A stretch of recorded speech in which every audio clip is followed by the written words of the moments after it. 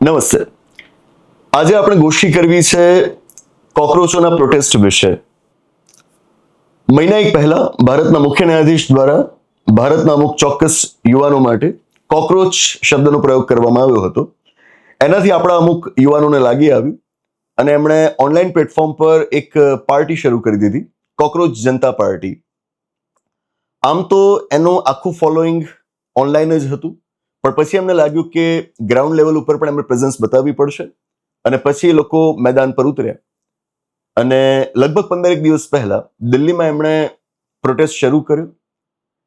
શરૂઆતમાં પ્રોટેસ્ટ નાનો લાગતો હતો, પણ ધીરે ધીરે પછી એમાં લોકો જોડાતા ગયા અને ઘણા જ ફેમસ એવા પોલિટિકલ ચહેરાઓ પણ આની અંદર સામેલ થયા.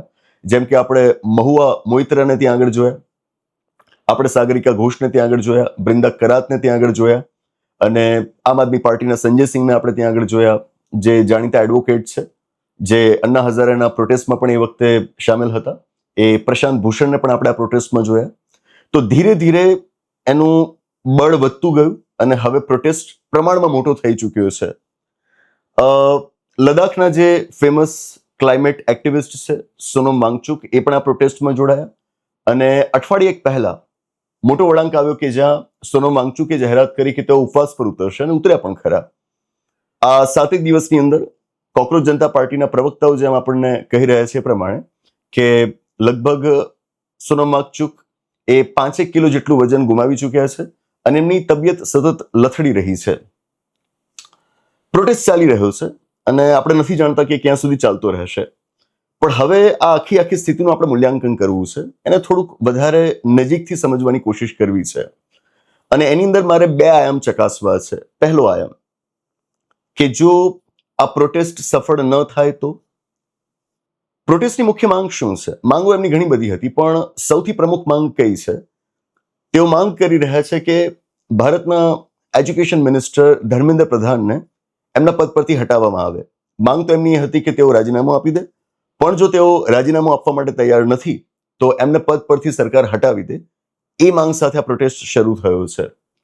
આપણે જોયું છે કે પરીક્ષાનું પેપર લીક થયું અને પેપર લીક થયા પછી જો કે સરકારે ફરીવાર પરીક્ષાનું આયોજન પણ કરી દીધું, પણ આ અરસામાં આપણા લગભગ 20 જેટલા માસૂમ વિદ્યાર્થીઓએ આત્મહત્યા કરી લીધી. પહેલા તો પેપર લીક થાય એ જ કેવી રીતે ચલાવી લેવાય? આવડી મોટી બેદરકારી, આટલી ગંભીર બેદરકારી કેવી રીતે ચલાવી લેવાય? અને પછી એના પરિણામ આપણે શું જોઈ રહ્યા છે? 20 માસૂમ વિદ્યાર્થીઓ આત્મહત્યા કરવી પડે. શિક્ષણ સાથે વિદ્યાર્થીઓનું ભવિષ્ય જોડાયેલું હોય અને જો આ રીતે પેપર લીક થાય છે તો સ્વાભાવિક છે કે વિદ્યાર્થીઓને પોતાનું ભવિષ્ય અંધકારમય લાગે અને અમુક વિદ્યાર્થીઓ આમાં સુસાઇડ કરી લે છે. કોઈ મંત્રી પાસે આપણે રાજીનામું માંગીએ, એ રાજીનામું આપી દે, એ સમસ્યાનું સમાધાન તો નથી જ, એ ક્યારેય નથી. મતલબ એ જશે અને એમની જગ્યાએ બીજું કોઈક આવશે, એનાથી વ્યવસ્થા સુધરી થોડી જવાની? એની કોઈ બાંયધરી તો આપણને મળતી નથી કે વ્યવસ્થા હવે સારી ચાલશે. પણ છતાં અંગત રીતે હું પણ માનું છું કે અહીંયા આગળ કોઈક તો જવાબદાર વ્યક્તિ હોવી જોઈએ. આ જે આખી સ્થિતિ સર્જાય એના માટે જવાબદાર વ્યક્તિ કોણ?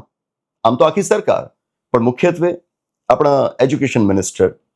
તો જો તેઓ રાજીનામું આપવા તૈયાર ન થતા હોય તો આદર્શ રીતે તો સરકારે એમને પદ પરથી હટાવી દેવા જોઈએ. તો આ સ્થિતિમાં કોકરોચ જનતા પાર્ટી દ્વારા આ પ્રોટેસ્ટની અંદર જે માંગ મૂકવામાં આવી રહી છે એ બિલકુલ વાજબી છે. પરંતુ પાછલા 10-12 વર્ષની અંદર આપણે આ સરકારને જે રીતે કામ કરતા જોઈ છે, રાજકીય બાબતોમાં જે રીતે એમને રિસ્પોન્ડ કરતા જોઈ છે, એને જોતા લાગતું નથી કે તેઓ ધર્મેન્દ્ર પ્રધાનને પદ પરથી હટાવશે. શક્યતા એવી જરાય લાગતી નથી કે આ પ્રોટેસ્ટને જોઈને સરકાર ધર્મેન્દ્ર પ્રધાનને શિક્ષણ પ્રધાનના પદ પરથી હટાવી દે. હવે આપણે બીજા સિનારીઓની વાત કરીએ. કદાચ ને જો સરકાર ખરેખર આ પ્રોટેસ્ટને ગંભીરતાથી લે અને ધર્મેન્દ્ર પ્રધાનને હટાવી દે તો આનો મતલબ એ થશે કે ચિત્ર એવું ઊભું થશે કે કોકરોચ જનતા પાર્ટીના પ્રોટેસ્ટના કારણે ધર્મેન્દ્ર પ્રધાનને હટાવવામાં આવ્યા. મતલબ કે આ વાત કોકરોચ જનતા પાર્ટીની એક સફળતા તરીકે લેખાવામાં આવશે. તો શું આ યોગ્ય છે? ઘણાને કદાચ આ વાત નહીં ગમે, કારણ કે કોકરોચ જનતા પાર્ટીનો એક ફેન બેઝ પણ તૈયાર થયો છે. મને આ ફેન ફોલોઈંગ, આ બધી બાબતો ખાસ નથી ગમતી. તમે વિચારધારાને સમજો ને. કશામાં તમે બસ આંખો બંધ કરીને કેમ માનતા થઈ જાઓ. એટલે કદાચ આ વાત ઘણાને ન ગમે, પણ ચર્ચવી જરૂરી છે કે કદાચ ને આ પ્રોટેસ્ટ સફળ થઈ જાય, ધર્મેન્દ્ર પ્રધાનને પદ પરથી હટાવી દેવામાં આવે અને આ વાત કોકરોચ જનતા પાર્ટીના એની સક્સેસ તરીકે લેખાવામાં આવે તો શું યોગ્ય છે? હાલની સ્થિતિને જોતા હું કહીશ કે એ વાત પણ યોગ્ય નથી.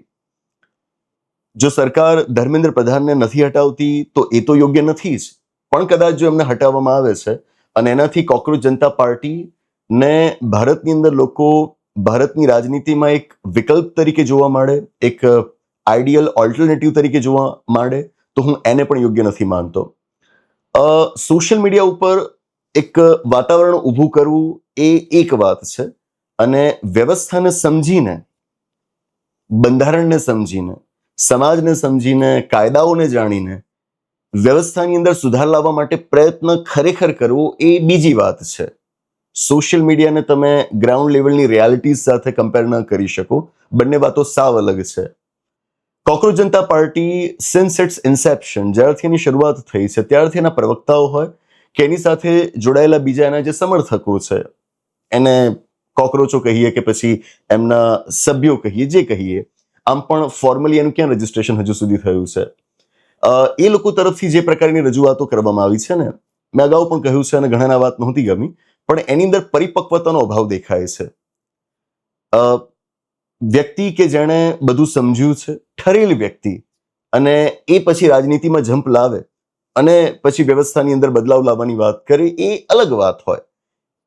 જેનો અભાવ જણાય છે કોકરોચ જનતા પાર્ટીની રજૂઆતોની અંદર. હા, એ વાતને આપણે, એ શક્યતાને આપણે નકારતા નથી કે કદાચ અહીં આગળ એમને સફળતા મળે આ પ્રોટેસ્ટમાં અને પછી ભવિષ્યની અંદર એ વસ્તુઓને સમજીને પછી બિહેવ કરતા થાય, વધુ પરિપક્વ બને, એ શક્યતાને આપણે જરાય નકારતા નથી. પણ હાલની સ્થિતિને જોતા હું કહીશ કે એને ભારતની રાજનીતિમાં એક આદર્શ વિકલ્પ તરીકે જોવું એ ખોટું ગણાશે. આ બંને સિનારીઓ આપણે ચર્ચવાની જરૂર એટલા માટે પડે છે કારણ કોકરોચ જનતા પાર્ટીને કવરેજ બહુ સારું એવું મળી રહ્યું છે, અને એ પહેલા સોશિયલ મીડિયા ઉપર જ મળી રહ્યું હતું. હવે આપણે જોઈએ છીએ કે આપણું જે ટ્રેડિશનલ મીડિયા છે એ પણ કોકરોચ જનતા પાર્ટીને સારું કવરેજ આપી રહ્યું છે. આનાથી ઘણી વખત એ પણ થાય કે જે તમારું ટ્રેડિશનલ ઓપોઝિશન હતું, સરકારની સામે જે ટ્રેડિશનલી ઓપોઝિશન પાર્ટીઝ હતી, એમને જે કવરેજ મળે છે ઘટતું જાય. આજકાલ આપણે જોઈએ તો દરેક જગ્યાએ કોકરોચ જનતા પાર્ટી છવાયેલી છે, અને આના કારણે જે ટ્રેડિશનલ પોલિટિકલ પાર્ટીઝ કે જે પાર્લામેન્ટમાં બેસે છે, સ્ટેટ લેજિસ્લેચર્સમાં બેસે છે, એમના દ્વારા જે રજૂઆતો કરવામાં આવતી હોય ધીરે ધીરે હાંસિયામાં ધકેલાતી જાય. એમને પ્રોપર કવરેજ નથી મળતું, એટલે જ લોકોના મગજમાં છાપ એક એવી ઊભી થાય કે વિપક્ષ નકામો છે, એ કંઈ બોલતો જ નથી, કંઈ કરતું જ નથી. બરાબર.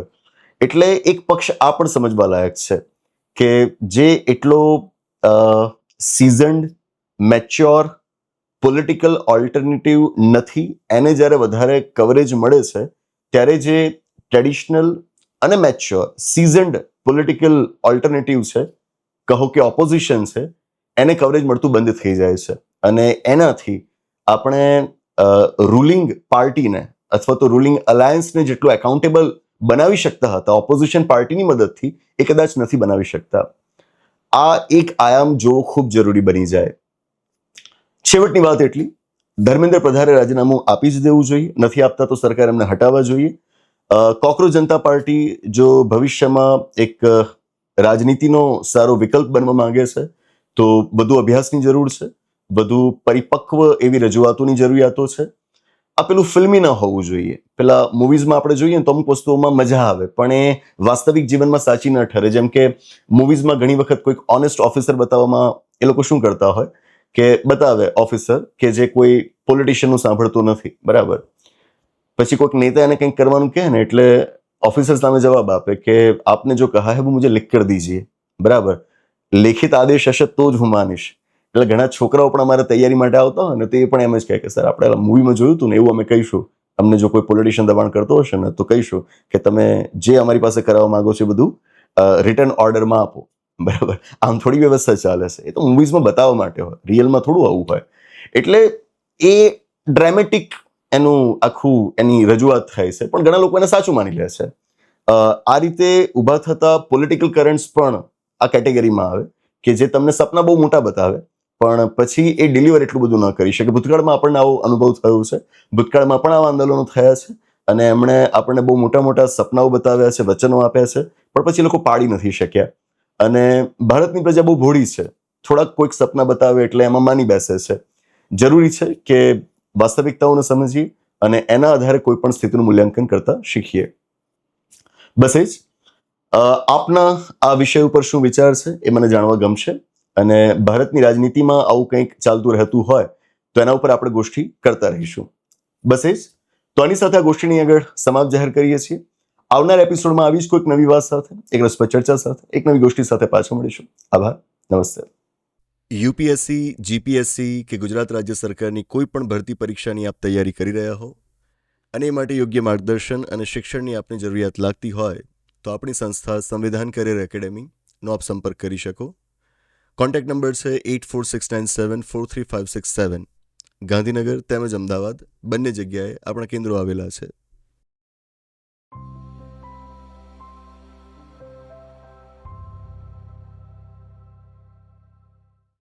નમસ્તે. તમારો ધર્મ કયો? તમારી જાતિ કઈ? તમે પુરુષ છો કે મહિલા કે પછી બીજું કંઈક? એનાથી આને કોઈ ફરક નથી પડતો. આ એટલે કોણ? આપણું બંધારણ, ભારતનું બંધારણ. આ બંધારણ તમને એક જ ઓળખ આપવા ઈચ્છે છે અને ઓળખ છે ભારતના નાગરિક હોવાની ઓળખ. તો શું તમારે આ બંધારણ વિશે જાણવું ન જોઈએ? છેલ્લા 17 થી 18 વર્ષમાં ભારતના બંધારણને હું જેટલું સમજ્યો એનો નિચોડ મેં આપણા બંધારણના પુસ્તકમાં આપવાનો પ્રયત્ન કર્યો અને હવે બંધારણ વિશેની મારી અગત્યની નોંધ ભેગી કરીને અમે એક નવું પુસ્તક પ્રકાશિત કર્યું છે. ભારતનું બંધારણ એક રાષ્ટ્રની સંહિતા, ડોક્ટર વિકલ કોટવાલ્સ નોટ્સ. અમે એક સપનું જોયું છે કે ગુજરાતી ભાષા જાણતી દરેક વ્યક્તિના હાથમાં પુસ્તક હોય. પુસ્તકની સાઇઝ જ એવી રાખી છે કે તમે એને હંમેશા પોતાની પાસે રાખી શકો. જેણે બંધારણ ક્યારેય નથી વાંચ્યું, બંધારણ વિશે કશું જ નથી જાણ્યું, એ આ પુસ્તકની મદદથી પોતાની બંધારણ યાત્રા આરંભી શકશે. અને સાથે એ કે જેમણે બંધારણને સમજ્યું છે પણ હવે તેઓ એનું સમયે સમયે પુનરાવર્તન કરવા માંગે છે, એમ બંનેની જરૂરિયાત સંતોષી શકે એમ આ પુસ્તક અમે બનાવ્યું છે. મારા દીકરાઓના નાના નાના હાથમાં બંધારણનું એક નાનકડું પુસ્તક મૂકવાની મારી ઈચ્છા હતી અને ત્યાંથી જ આ પુસ્તકનો વિચાર જન્મ લે છે. અને હવે ઈચ્છા છે કે ગુજરાતના દરેક બાળકના હાથમાં આ પુસ્તક હોય. બાળકો અને વડીલો એમ બધા જ આ પુસ્તક વસાવે અને બંધારણને પ્રસરાવે એવી અપેક્ષા. પુસ્તક ખરીદવું ખૂબ સરળ છે. આપણી મોબાઈલ એપ્લિકેશન કે જેનું નામ છે વિકલ કોટવાલ મોબાઈલ એપ્લિકેશન, એના સ્ટોરમાંથી તમે આ પુસ્તક ખરીદી શકશો અને સૌથી ઓછી કિંમતે અને ઘરે બેઠા તમે આ પુસ્તક મંગાવી શકશો. વધુ વિગત માટે આપણી ઓફિસનો આપ સંપર્ક કરી શકો.